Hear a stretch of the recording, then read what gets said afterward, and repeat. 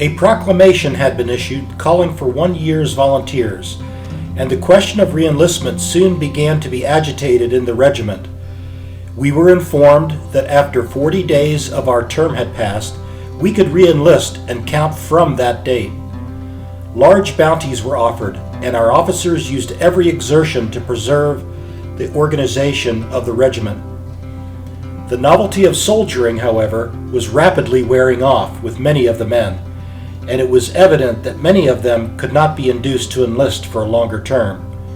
Quite a number of accidents happened to members of our regiment and to others while encamped there from the careless handling of shells and firearms which were scattered over the battlefield. A young man of the artillery had his arm blown off by a shell, while members of others were standing around and remained unhurt. An accident which resulted fatally took place near the station one night as a train of soldiers was passing. One of them was sleeping on the bumper of a car and by some means rolled off and was instantly killed by the concussion. He was buried the next day by a detachment of our regiment near our camp, being the first military funeral I had ever witnessed. Solemn indeed, thrice solemn as the low muffled roll of the drum as it sounds the requiem over the grave of a departed hero. About the beginning of September, a number of agents from different counties and corporations in Pennsylvania arrived, offering bounties for recruits for 1 year's service. Different sums ranging from $400 to $500 were offered. Colonel Fisher tried very hard to have the regiment remain in a body, but was very unsuccessful. I reenlisted on the 7th of September into a company which Captain Sprecher of Company G was forming, receiving a local bounty of $510 and a promise of $100 government bounty. About 325 men were recruited into the regiment, 20 or 25 of whom preferred cavalry service. The remainder were to continue in the infantry, myself included, although the sequel proved it would have been to my advantage to have joined the cavalry. During our sojourn on the Monocacy, the decisive battles which resulted in the overthrow of the rebels in the Shenandoah Valley by the noble Sheridan were fought, and the dull booming of the cannon and the sharp rattle of musketry were plainly heard in our camp. Our clothing had become at this time to be in a very dilapidated state, which was probably the main cause of our being left in the rear of the army. This was the only cause which we had for gratitude to the shoddy villains who furnished our garments. For this time they had become so miserable that many of the boys were almost reduced to the primitive fig leaf of our ancient sires in the Garden of Eden. Although a battle is not by any means a comfortable manner of employing the time, it was still a matter of regret to me afterwards as I wandered over the devastated fields that I had not been a participant in them and partook of the glory of Phil Sheridan and his command when they carried the Stars of Freedom into the citadel of treason. I visited Frederick City, 5 miles from camp, on several occasions, and was much pleased with the appearance of the place and the citizens in general.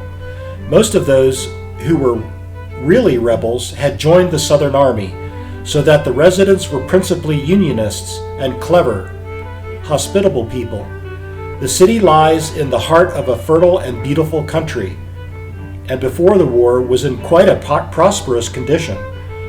It was tolerably well built and contains a number of fine churches and public buildings. The first general call of the regiment to arms was to arrest a train of Union soldiers who were passing. They were a sort of heterogeneous mixture of different regiments in the valley, going to their different commands, and in passing our camp and General Tyler's headquarters, kept up a constant, aimless fire, very dangerous to everybody near the road. General Tyler ordered the train stopped, and we were double-quicked to the road and formed around the train. He then inspected all their firearms, and when he found one freshly discharged, put its owner under guard. Afterwards, he compelled them as punishment to march to Harper's Ferry under cavalry guard, verifying to their case the old adage, "What a man does not have in his head, he must have in his heel." A few nights afterward, about midnight, a number of shots were heard in quick succession on the picket line. The long roll was beat, the regiment formed, and a detachment was sent out to the line. It turned out that one of the posts had been fired upon by some unknown, invisible persons and returned the fire, but nobody was hurt, and stillness reigned for the remainder of the night. During the latter part of September, we threw up a series of earthworks, calculated for the protection of the junction and bridge, in the event of an attack from the rebels in any future time. Our regiment dug the rifle pits extending to the form of a slight crescent with the curve of the river, flanked on the left by a couple of redoubts for field pieces, which were built by the artillerists stationed there, and on the right by a large blockhouse in course of erection when we left the place by a company of the 1st Maryland Veteran Volunteers. On the night of the 29th of September, marching orders were issued. We packed our knapsacks, but were compelled to wait all night and the next day before troops arrived to relieve us. They came at length, though, in the evening of the 30th, but I did not ascertain the name of the regiment. The little party from the regiment who had reenlisted into the cavalry were here detached from us and sent back to Baltimore, much to their own regret and that of their comrades. Such is the lot of the soldier, forming attachments only to break them, finding friends only to lose them. On the night of the 30th, we took to the cars and moved off toward Harper's Ferry, passing Point of Rocks whose grim heights towered above us like phantoms in the darkness. After midnight, we stopped and slept on the cars until daylight, when we found ourselves at Sandy Hook, with the blue waters of the Potomac beside us, and the giant guardians of Harper's Ferry directly in front of us. We were all impatient now for our train to move onward, and have a nearer view of the town historic in our country's annals. We cooked our breakfast here, and on account of the breaking down of a coal train somewhere on the Virginia side, were compelled to remain until noon. Finally, however, we moved off. A mile's run brought us to the iron bridge across the river, and now from this point I consider the view one of the grandest in the country. Certainly by far the grandest I had ever seen or have since. Beside us and directly overhead, the lofty and on this side almost vertical cliffs of Maryland Heights loomed up hundreds of feet. Opposite the village of Harper's Ferry in front stood Bolivar Heights, its huge bulk standing like a barrier between us and the south. Farther down the turbid waters of the Shenandoah, the wild, poetic Shenandoah, the delight of the romanticist and the novelist, causes foaming up from the sunnier lands of the south only to be borne backward in the bosom of its mightier brother to the broad Atlantic. Their common origin, London Heights, adds its rugged charms to the landscape, and the blue Potomac studded with green rocks as the outlet to these great mountains finishes the picture. But even this does not finish the interest of the scene, for the vandal hand of man has carved with the sword new memories on these mighty monuments of nature. There is the historic engine house where the brave and zealous but misguided John Brown and his companions attempted prematurely to light the fires of emancipation with their bayonets, but did it more surely with their blood. There are the long piles of ruins of government buildings along the first offerings of the Moloch of Rebellion, and 100 other memories clustered around this mounted locked town. Such was the gateway through which we entered our old dominion, the degenerate home of Washington and Jefferson, shades of freedom's dead. Ye cluster on these mighty bulwarks, sentinels in the vanguard of the mighty hosts of universal liberty. Shortly after leaving Harper's Ferry, it commenced to rain, and continued all afternoon, and as most of us were on the car roofs, we became thoroughly soaked. The country looked dreary and wretched, and altogether the ride to Martinsburg was a most miserable one, occupying as it did nearly the whole afternoon, although the distance is but about 25 miles. We arrived there towards evening and encamped close by the town. The streets were very muddy, the evening was dreary and drizzly, and our clothing was completely soaked, but we soon pitched our tents and built huge fires, drying up not only our wet clothes, but our dampened spirits. Martinsburg was at that time filled to overflowing with wounded soldiers for the Army of the Shenandoah. All public buildings were filled with them, men wounded in every conceivable manner, some of them presenting ghastly and shocking appearances. The town was patrolled, guarded, and barricaded, and I think a resistance in it then would have been at the best a miserable existence. We drew rations next morning of crackers and pork, and with our damp, heavy burdens started out on the railroad west, marching to North Mountain, a station 7 miles from Martinsburg, detaching Company B at a place 2 miles east. 1 mile south of the station was the town of Hedgesville, where the headquarters of the regiment were to be stationed. Companies C, D, G, H, and I were left there. But on the next morning, the remainder of us marched on as far as Back Creek, 4 miles farther, where our company and Company F were ordered to remain. Companies A and K went on still farther, the former to Cherry Run 4 miles beyond us, the latter to Sleepy Creek 5 miles further. Our camp at this place was situated in the midst of a rugged and barren region, uncultivated for miles around and covered with a short, stunted growth of ground oaks and similar useless productions of nature. The location, however, was about as good, and probably better, in many respects, than is usually the lot of soldiers to enjoy. We were quartered in log cabins, which had been used by soldiers before us, and which we reconstructed after our own ideas. Back Creek is a small affluent of the Potomac, and our camp was crossed by the railroad on a bridge of trestle work in the neighborhood of 100 feet high. It had formerly been composed of iron, but was broken down by the rebels, and the fragments were lying in the stream. An almost inaccessible precipice sloped up from the west side of the stream, to the height of probably 150 feet, and on top and near the verge of this we were encamped. About a half-mile distance, the stream joined the Potomac, and from the high banks of the latter a magnificent view into Maryland, and even beyond, to the Blue Mountains of Pennsylvania could be obtained. The water abounded with fish, the rugged country with game, and the banks of the streams were frequented by immense flocks of wild ducks, geese, and etc., so that as far as our food was concerned, we had no reason to complain.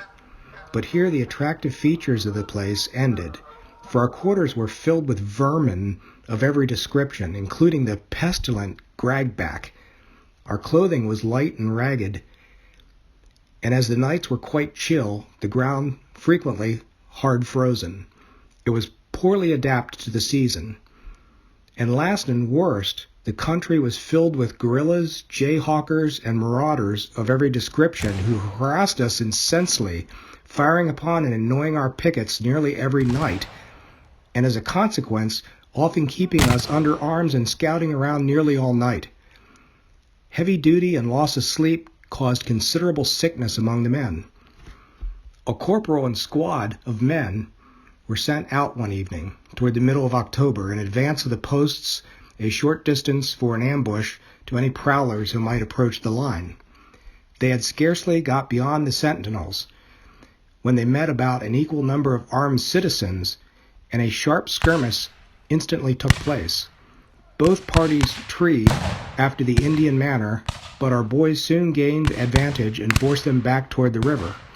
40 men were double-quicked from camp as soon as the firing was heard, but it soon became so dark that they made their escape.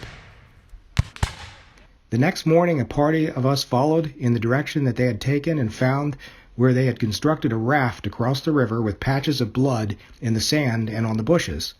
A funeral took place nearly opposite in Maryland that day, doubtless the chivalrous vindicator of Southern rights, whom the boys had given a free ticket to the unknown born on the preceding night. Our sutler stores we obtained at Cherry Run 4 miles west, where a jolly old citizen and his handsome daughter kept quite an assortment of Army necessaries. Company A was stationed there on the summit of a high, steep hill commanding quite a fine prospect, and the country around did not appear quite so barbarous as at our camp, a considerable portion of it being farmed, the cornfields, orchards, and etc., giving it a more natural appearance, to us at least. On the 24th of October, a party of 30 of us, under Lieutenant Thomas, left camp for an all-day scout. We marched to Cherry Run, crossed into Maryland in a crazy little scow, which carried 7 or 8 at a time, and then perambulated hither and thither over the country, frightening the women and making seizures of piles of army clothing, the arms, but in our whole travel did not see a single man. They probably concealed themselves at our approach and left the women to do the talking and jangling, a task for which females are generally eminently fitted. We passed through a couple of little towns on our route and ironworks, and in the evening recrossed the river at McFry's Ferry, about 4 miles below camp, and returned to camp about nightfall, thoroughly tired out, having for our day's work about a dozen rusty old firelocks and various patterns, and several military overcoats and other garments. Armed foes we had not encountered, and we were rather bored on the subject of our volunteer scout. Shortly before leaving, I strolled out one day with a couple companions for a half-day's hunt along the river. Game was not plenty, and we wended our way into a high, rocky bluff along the river known there as Point Lookout, or Lookout Mountain. From the summit of this we had a splendid view, and we spent several hours in enjoying it. Directly opposite stands the grim, deserted walls of old Fort Cumberland, an ancient relic, I suppose, of the Revolution. Its enclosure is now put to the very unwarlike use of a potato patch, and heaven knows it would be a good thing, reclining here on this lofty perch with the rippling waters of the blue Potomac beneath my feet, with the dim mountains of my native state faintly shadowed in the distance. I would indeed have had little but sentiment if my thoughts had not reverted to other and loftier themes. I thought of the immortal lays of Byron in his Isles of Greece, suited alike to all the claims and ages. The mountains look on Marathon, and Marathon looks on the sea, and musing there an hour alone, I dreamed that Greece might still be free, for standing on the Persian's grave, I could not deem myself a slave. No, nor standing by the banks of one of our grandest rivers, and in the sight of the ramparts erected by our forefathers, I could not deem myself a slave to the tyrannies, the usurpations, and the treason of the slave drivers of the South. Sooner let the dome of our capital be rent to atoms, the archives of our nation destroyed, our Constitution given to the flames, and the very name of our country be wiped from existence. But it will not be so. The right shall conquer, and the oppressed go free. Already the day star of hope tinges the horizon, and the end is at hand. About the last of October we received an order, detaching and consolidating the 1 year's men, and ordering the remainder of the regiment to be relieved and start home. On the night of October 31st, we packed up and bade goodbye to the remainder of the boys, and sad we all were to part from each others. We marched to the camp at Hedgesville, remained there all night, and in the morning little fragments of re-enlisted men from each company marched out and wheeled into line for the first time under our new organization.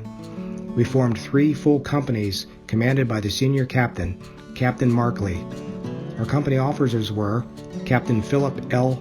Sprecher, First Lieutenant William D. Stauffer, and our orderly sergeant George Ingall was expecting his commission as second lieutenant.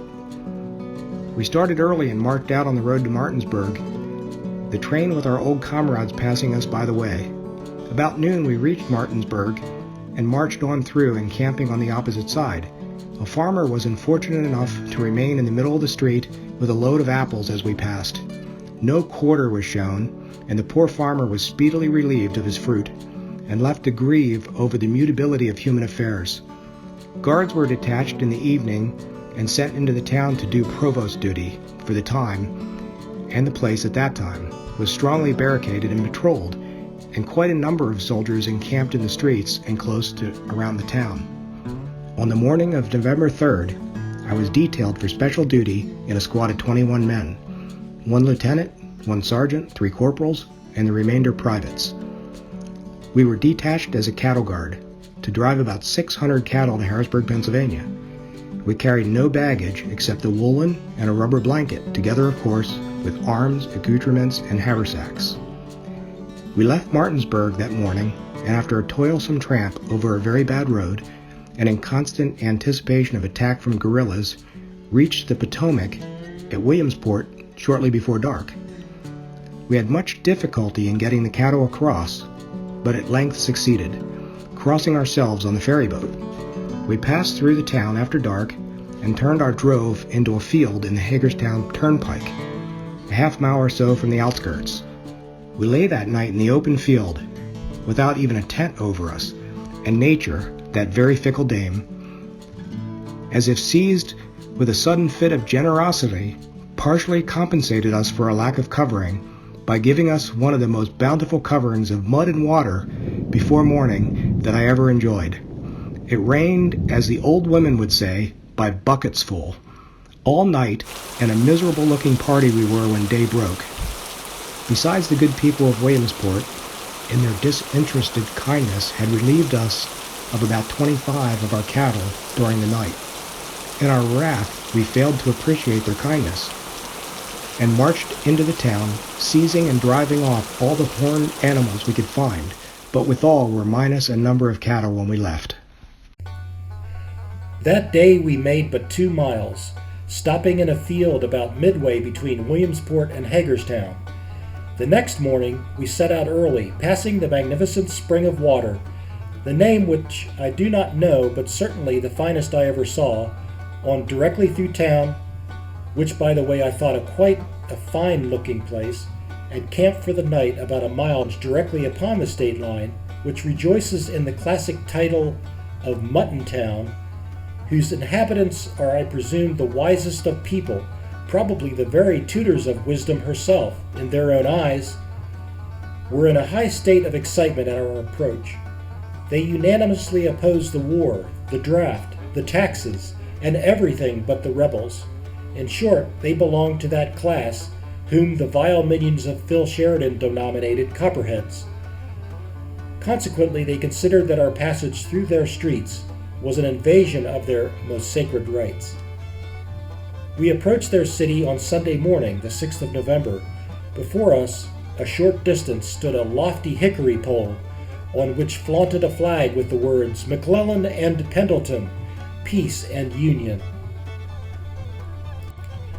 The toughness of the hickory perhaps emblematic of the toughness of their skulls. This cruel joke was perpetrated by one of our jolly jokers after a view of the situation. The whole population, male and female, were gathered close by. We supposed to give us battle, but oh no, battles did not agree with them. They were there to protect the pole, they said. We marched up, formed under the sacred pole, when Corporal Thomas stepped out and said, "Boys, I propose 3 cheers for the American flag." They were given hearty, 3 more for the Abraham Lincoln and Andrew Johnson. Our worthy corporal could not see into futurity, or the name of Johnson would probably have been omitted. 3 groans for the Chicago platform and its nominees. If looks could do any hurt, we would have been exterminated then and there, for fearful were the scowls on the faces of the Mutton Towners.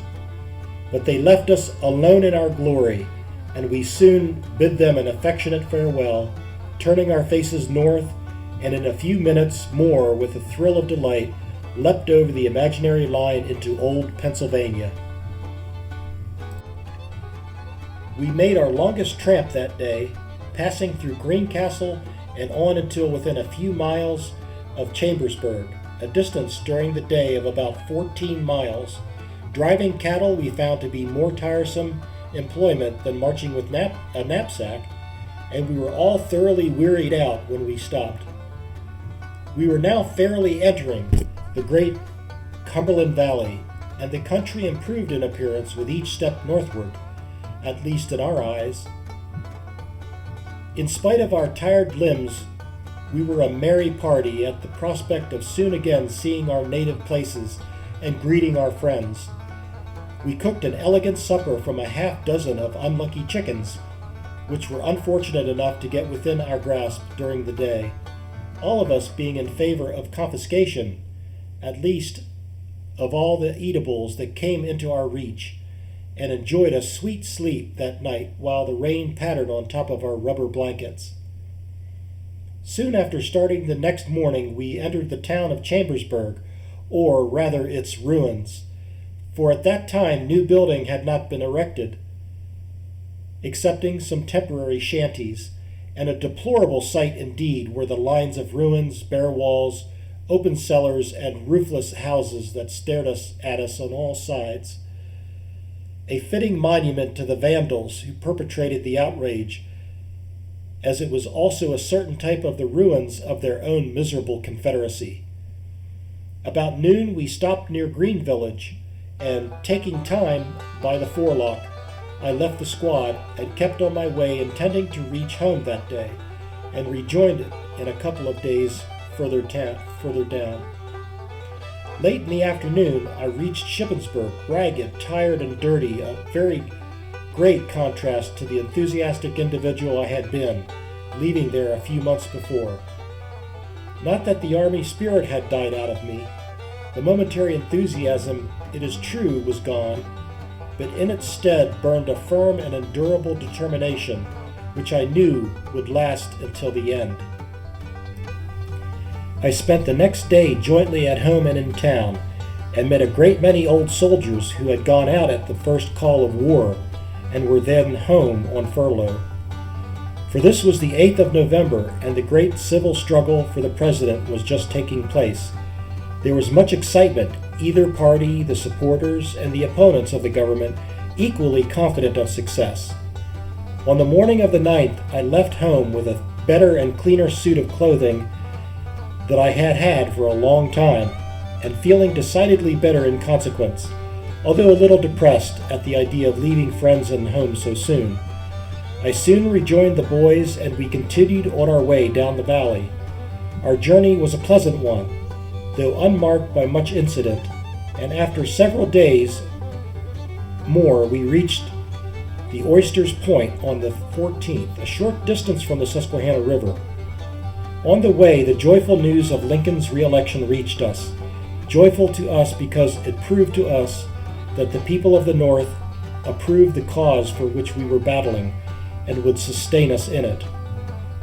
Our cattle were disposed of in Harrisburg at public auction, and all of the speculators in the country were gathered to buy themselves rich.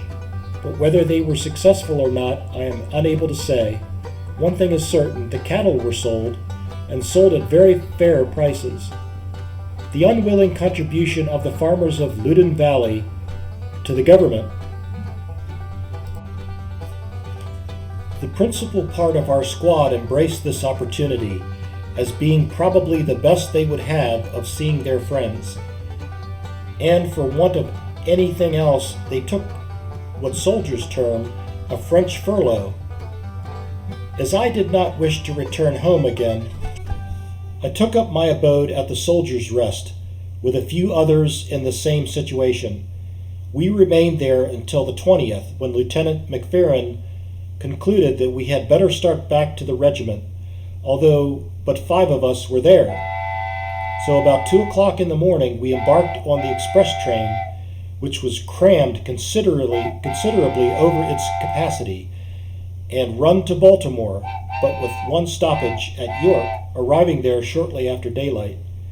We remained at the Rest in Baltimore until the 22nd, and I spent the time in strolling through the city, admiring its fine streets and buildings, its monuments and markets, wharves and shipping, and other things attractive to the eye of a stranger. And although there is much to admire, there is also much that is to say the least detestable, among which I might mention the zigzag turns of its streets, which seem to have been laid out before the principles of geometry were discovered. On the 22nd, we took the cars at Baltimore in the morning, passing for the second time over the road to Harper's Ferry, by our old Monocacy camps, and arrived at Duffield Station between Harper's Ferry and Martinsburg in the afternoon. This, we were told, was the nearest station to our camp, and leaving the train, we walked about a mile west where our company was encamped by itself, the remainder of the battalion being at Kearneysville, 2 miles distance. My comrades had been stationed in a permanent guard or picket post, and I succeeded in exchanging places with one of the men and took up my quarters with them. 5 of us had held the post, each standing about 2.5 hours in the day and the same length of time in the night. We drew good rations, built ourselves a good cabin, and shortly after my arrival got a good supply of clothing, so that we were soon pretty comfortably fixed. The winter soon set in with good earnest. The fields were white, the trees bare, and everything wore a gloomy and somber aspect.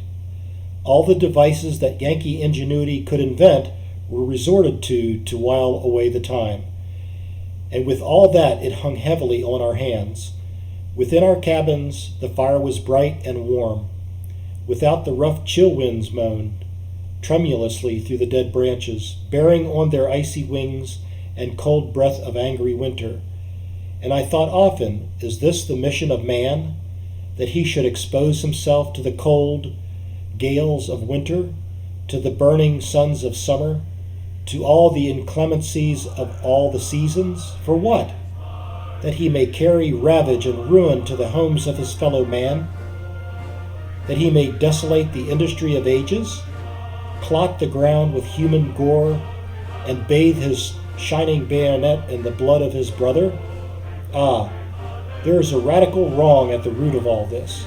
We claim to be the most civilized nation on earth, and to illustrate the fact, we are butchering each other by hundreds of thousands. 70 are the years allotted to man, but thousands of young men in the first dawn of a bright manhood are borne down bleeding to their Mother Earth ere they have passed the first third of it. Away, false phantom of civilization, away, bloody conflict, delusive honor in whose names these barbarities are committed. The blood of the slain cries for retribution on the authors of this infamous war, and retribution sure, speedy, awful will follow.